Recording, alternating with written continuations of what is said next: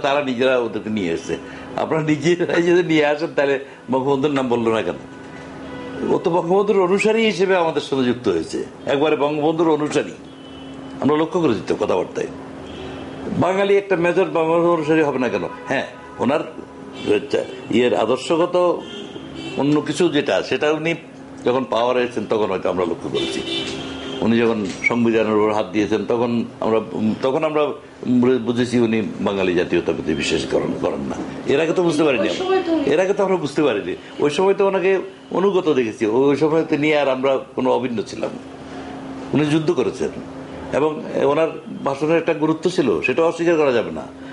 অন্য যত কণ্ঠস্বর একটা যুদ্ধক্ষেত্রে XYZ এর কণ্ঠস্বর এগুলো, কারণ সামরিক বাহিনীর দ্বারা আক্রান্ত হয়েছে একটা দেশ, সামরিক বাহিনীর লোকও এই দলে আছে। বঙ্গবন্ধুর দলে একজন সামরিক বাহিনীর মেজর থাকে, মানে একটা গ্রুপ আছে। এটা মানুষের মনোবল অনেক বাড়িয়ে দিয়েছে। মেজর জিয়াউর রহমানের কণ্ঠস্বর ওই সময়ে, মুক্তিযুদ্ধের সময় উষালগ্নে 27শে মার্চ জনগণের মরাল বুস্টাপের সহায়ক হয়েছে এইভাবে যে হ্যাঁ, আমরা আক্রান্ত হলে ভয়ের কিছু নাই, আমাদের দলেও আর্মি আছে। এটা বিরাট কাজ হয়েছে, এটা কাকতালীয় ভাবে, কিন্তু এটা করার জন্য জিয়াউর রহমানকে আনা হয়েছে বা করেছেন তা নয়, আকস্মিক ভাবে হয়েছে। আর রেডিও যদি চালু নাও হতো তাহলে কি মুক্তিযুদ্ধ হতো না নাকি? হতো। 7ই মার্চের বক্তব্যেই পরিষ্কার মুক্তিযুদ্ধের সব রকমের নির্দেশনা আছে, ঘরে ঘরে দুর্গ গড়ে তোলার কথা আছে, তারপরে যার হাতে যা আছে তাই নিয়ে শত্রুর মোকাবেলা করার কথা আছে, সবকিছুই বলা আছে, একবারে ভবিষ্যৎবাণীর মতো মনে হয়। আর কাব্যিক ভঙ্গিতে বলতে হয়েছে, কারণ এখন স্বাধীনতা ঘোষণা করলাম বললে তো ওনাকে রাষ্ট্রদ্রোহী ঘোষণা করা হবে আন্তর্জাতিক বিচারে, কাজেই তখন কায়দা করে বলতে হয়েছে। এটা বঙ্গবন্ধুর পক্ষে সম্ভব হয়েছে, যেহেতু উনি রাজনৈতিক নেতা। তার পক্ষে এটা সম্ভব হয়েছে। এবারের সংগ্রাম আমাদের মুক্তির সংগ্রাম, স্বাধীনতা কাব্যিক ভঙ্গিতে বলা আর কি। আর আমি এই মুহূর্তে স্বাধীনতা ঘোষণা করলাম, এটা আমরা চাইতাম, আমরা চেয়েছি। এটা বললে তো সেদিন এই লক্ষ লক্ষ লোক মেরে ফেলতো, ওরা বঙ্গবন্ধুকেও মেরে ফেলতো, এবং আন্তর্জাতিক বিচারে বলা হতো একটা রাষ্ট্রের কাঠামোর মধ্যে থেকে স্বাধীনতা ঘোষণা করেছে, এসব হতো। কাজে সেদিন স্বাধীনতা ঘোষণা করলেন না কেন, এগুলো সব আজে বাজে কথা।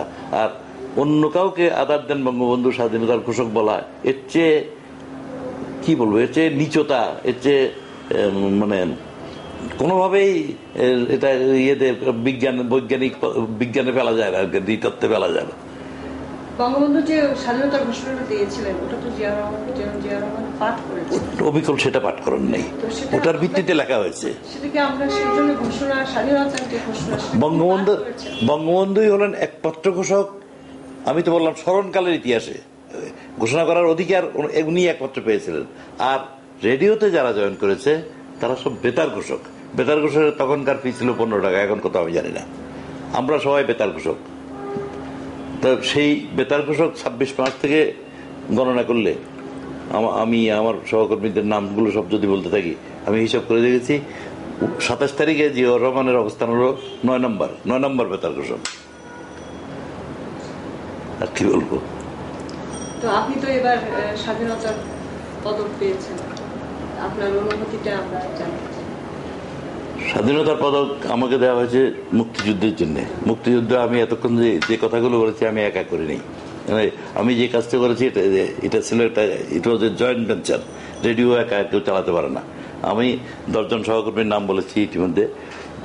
আমাদের এই 10 জনকেই জাতির জনক 1975 সালের 25শে মার্চ বঙ্গবন্ধু স্বর্ণ পদকে ভূষিত করার কথা ঘোষণা করেছিলেন একটা সার্কুলার যুগে। তার কয়েক মাস পরেই অভিশপ্ত দিন 15ই আগস্ট, মানব জাতির ইতিহাসের সবচেয়ে নির্মমতম হত্যাকাণ্ডের দিনটি এসে যাওয়ায় ওই পুরস্কার আর কার্যকর করা হয়নি। তা আমার মনে হয় আমরা সেই পুরস্কারই পেয়ে গেছিলাম, জাতির জনক স্বয়ং দিয়ে গিয়েছিলেন। সেই পুরস্কারটাকে অনেক বড় করে দেখি। সেই পুরস্কার আমরা 10 জন, আরো বেতারের বিভিন্ন কলাকুশলী কয়েকজন মিলিয়ে ভারতীয় 4 জন সহ মোট 22 জনের নামে পুরস্কার ঘোষণা হয়েছিল। তো ওটা আমরা পেয়েছি মনে করি। এই একটা স্বর্ণপদক হাতে ঝুলানোর বঙ্গবন্ধুর সময়ে ঘোষণা করা হয়েছে, ওনার স্বাক্ষরে ঘোষণা করা হয়েছে, এটাই আমাদের বড় পাওয়া। এর চেয়ে বড় পাওয়া আর কিছু না। এরপরে যত পুরস্কারই আসুক, আমরা অনেক বড় করে দেখি বঙ্গবন্ধু স্বর্ণপদককে। আপনাকে অনেক ধন্যবাদ। আমরা বিডি নিউজের পাঠকদের পক্ষ থেকে আপনাকে কৃতজ্ঞতা জানাই এবং অভিনন্দন জানাই এবার স্বাধীনতা পদক। আমি আমার বক্তব্যের সর্বশেষ শব্দ হিসেবে সবসময় যা উচ্চারণ করি, দলমত নির্বিশেষে, জয় বাংলা।